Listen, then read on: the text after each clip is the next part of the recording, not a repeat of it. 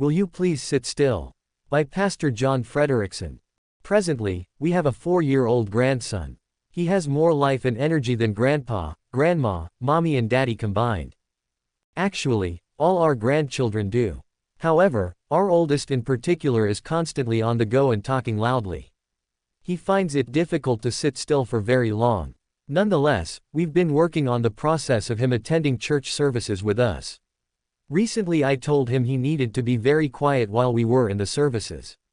When this clearly wasn't working, we told him firmly, "Will you please sit still and be quiet?"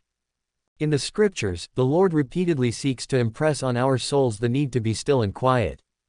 In Psalm 46:10, David records God's message, "Be still and know that I am God." When he was in times of trouble, 46:1, David learned it was a good time to reflect quietly on God's greatness and help. When an issue about how to properly worship the Lord arose, Moses told the questioners, "Stand still, and I will hear what the Lord will command concerning you." Num. 9:8. Rather than clamor in an emotional state, their need was to wait quietly, listen and learn. When God instructed the prophet Samuel to announce to Saul that he was the choice of Jehovah to be king, Samuel wanted a private time with him away from all distraction. Then he told him, "Stand thou still a while, that I may show thee the word of God." 1 Sam 9:27. As it was then, so it is now.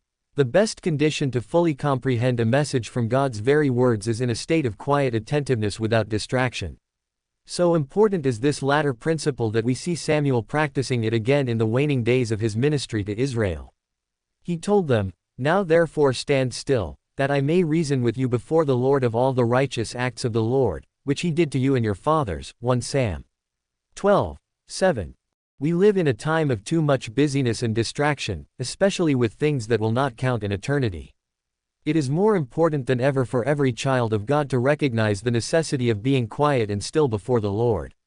This is true when we go to church to worship, and it is true every day. It is vital that we purpose to make time for a quiet time with the Lord and His Word each day.